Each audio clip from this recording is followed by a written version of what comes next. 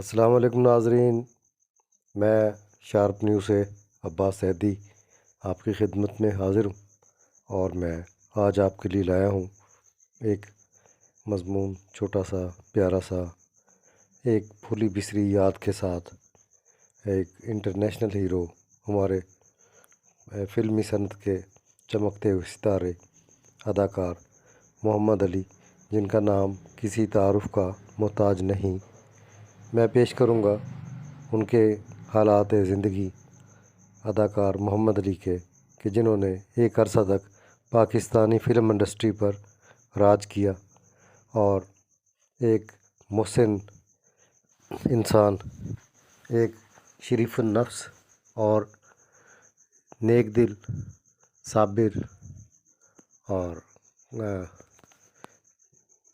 جتنی تعریف کی جائے کم ہے، کہ ایسے شخص بہت کم پیدا ہوتے ہیں کہ جو مرنے کے بعد بھی دلوں میں رہ جاتے ہیں۔ کہ آج محمد علی ہم میں نہیں ہے، لیکن ان کی یادیں صدیوں زندہ رہیں گی۔ ان کا گھر علی زیب ہاؤس لاہور میں پاکستان بھر میں کی اس لحاظ سے مشہور تھا کہ بھٹو صاحب کے دور سے لے کر کوئی بھی سربراہ مملکت غیر مالک سے بادشاہ یا کوئی صدر، وزیر اعظم، وزیر خارجہ دورے پر پاکستان آتا تو اس کو وہاں پر ان کے علی زیب ہاؤس میں ٹھہرایا جاتا تھا سرکاری مہمان کے طور پر، اور صاف ظاہر ہے کہ اتنا خوبصورت گھر ہوگا جو انہوں نے بنایا تھا۔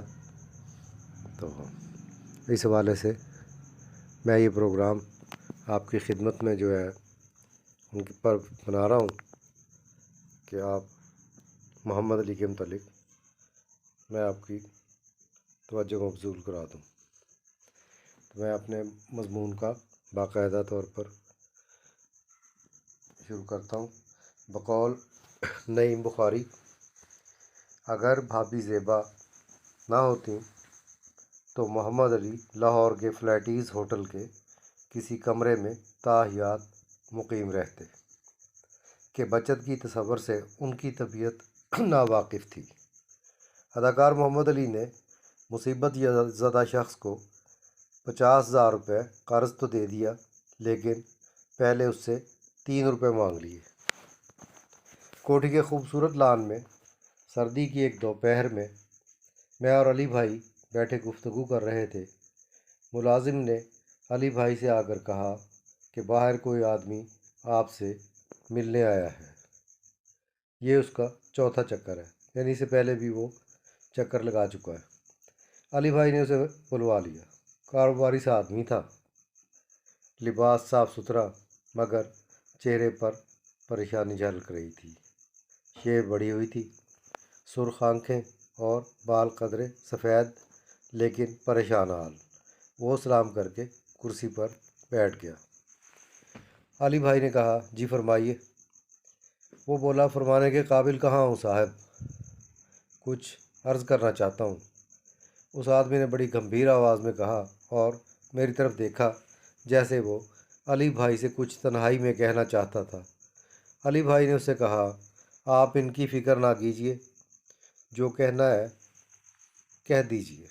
اس آدمی نے کہا، چوبرجی میں میری برف فیکٹری ہے علی صاحب، لیکن کاروباری حماقتوں کے سبب وہ اب میرے ہاتھ سے جا رہی ہے۔ لیکن کیونکہ علی بھائی نے جواب دیا، کیوں جا رہی ہے، کیا ہوا ایسا؟ علی بھائی نے تفصیل جاننے کے لیے پوچھا۔ انہوں نے کہا، ایک آدمی سے میں نے 70,000 روپے قرض لیے تھے، لیکن میں لوٹا نہیں پایا۔ وہ آدمی بولا، میں نے کچھ پیسے سنبھال کر رکھے تھے، لیکن چور لے گئے۔ اب وہ آدمی اس فیکٹری کی کرکی کے لیے آ رہا ہے۔ یہ کہہ کر وہ آدمی رونے لگا، اور علی بھائی اسے غور سے دیکھتے رہے اور اسے کہنے لگے، آپ کا برف خانہ میانی صاحب والی سڑک سے ملحقہ تو نہیں؟ وہ بولا، جی جی وہی۔ وہ آدمی بولا، علی بھائی، میں صاحب اولاد ہوں، اگر یہ فیکٹری میرے ہاتھ سے چلی گئی تو میرا گھر برباد ہو جائے گا، میں बहुत मजबूर होकर आपके पास आया हूँ, प्लीज़ मेरी हेल्प फरमाएं। अली भाई ने कहा, फरमाइए, मैं क्या कर सकता हूँ। वो बोला, मेरे पास 20,000 रुपये हैं, 50,000 रुपये आप मुझे उधार दे दें, मैं आपको किस्तों में लौटा दूँगा।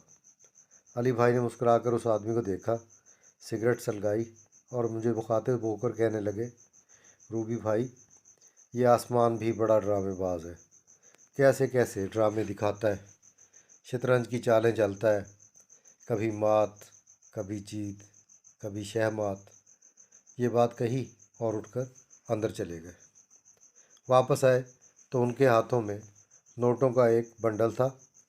कुर्सी पर बैठ गए और उस आदमी से कहने लगे, पहले तो आपकी दाढ़ी होती थी। वो आदमी हैरान रह गया और चौंक कर कहने लगा, जी ये बहुत पुरानी बात है, मगर आप कैसे जानते हैं। तो मोहम्मद अली ने कहा कि जी मैं पुरानी बात ही कर रहा हूँ। अली भाई अचानक कहीं खो गए।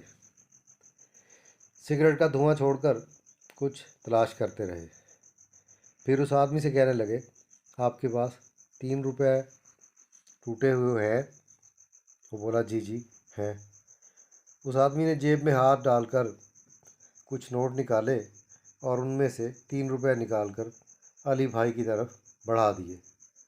अली भाई ने वो रुपए पकड़ लिए और नोटों का बंडल उठाकर उस आदमी की तरफ बढ़ा दिया।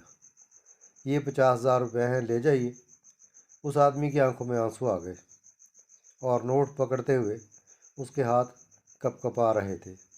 उस आदमी ने जज्बात की गिरफ्त से निकलकर पूछा, अली भाई, मगर ये 3 रुपये आपने किस लिए लिए।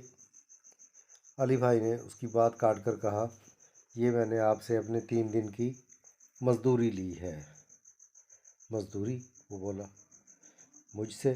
मैं आपकी बात नहीं समझा।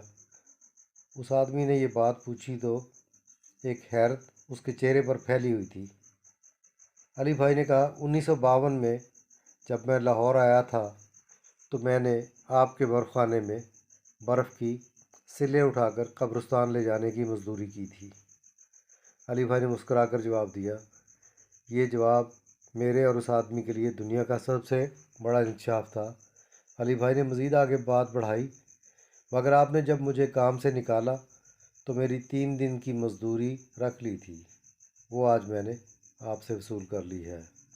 अली भाई ने मुस्कुराकर वो 3 रुपये जेब में डाल लिए। आप ये 50,000 रुपये ले जाएं, जब आप सहूलत महसूस करें तो दे दीजिएगा। अली भाई ये बात कहकर मज़े से सिगरेट पीने लगे। मैं और वो आदमी कुर्सियों पर यूं बैठे थे जैसे हम जिंदा आदमी ना हों, बल्कि फ़िरौन के अहद की 2 हनूतशुदा मम्मियाँ कुर्सी पर रखी हों। तो ये लिखते हैं अहमद अकील रूही की किताब खरे खोटे से इक़्तिबास। जबकि मोहम्मद अली का कहना था कि अगर मैं अदाकार ना होता तो मैं एक बेहतरीन पायलट होता। वो कहते हैं कि मेरा ये शौक़ था मेरी ज़िंदगी में कि मैं बड़ा होकर पायलट बनूंगा, लेकिन पैसे की कमी की वजह से, मजबूरी की वजह से मैं अपनी तालीम जारी ना रख सका, जिस वजह से मैं इस फील्ड में आया और अल्लाह ताला ने मुझे इज़्ज़त दी और मैं यहाँ पर हीरो बना और एक अरसा फ़िल्म इंडस्ट्री पर राज किया। तो ये थे मोहम्मद अली के हालात। तो सामीन, इसके साथ ही मैं आपसे इजाज़त चाहूँगा। थैंक यू वेरी मच, बहुत मेहरबानी आपकी। और प्लीज़ मेरा चैनल ज़रूर सब्सक्राइब कर दीजिएगा। मैं आपका ममनून हूँ और मुझे खुशी होगी कि अगर आप मुंसलिक होते हैं #न्यू से और सब्सक्राइब भी कर दें उसको, बेल आइकॉन को भी ऑन कर दें ताकि मेरे नोटिफिकेशन आप तक पहुंचते रहें प्रॉपर। तो ये आपका ज़ाती एहसान होगा। तो इन अल्फाज के साथ ही मैं आपसे इजाज़त चाहूँगा। बड़ी मेहरबानी, थैंक यू वेरी मच। अल्लाह हाफिज़।